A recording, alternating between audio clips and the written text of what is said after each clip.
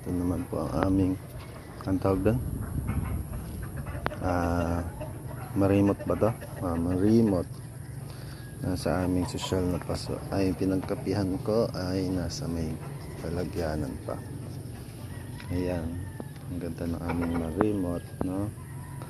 Ayan, marimot na nasa may big pot. Ayan po, nasa big pot. Ang display siya talaga. Ito ang aming bagong katatanim lang nito this month. Hindi last month, June. Yan, June lang to. Makopa, no? Kulay pink na makopa. May bunga na siya. Ayan, may bunga na ang aming makopa, kulay pink, no? Hindi ko pa natitikman yan. Unang bunga yan, dalawa yan actually.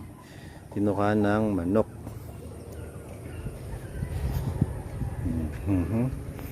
Ganda siya, pang shade siya, pang shade.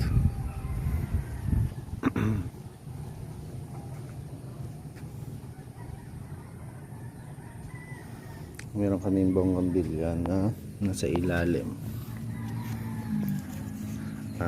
Nakalimutan ko yung pangalan niya eh. Variegated siya, lilac yun. Variegated lilac. Variegated lilac po siya. Yan po ang kanyang name.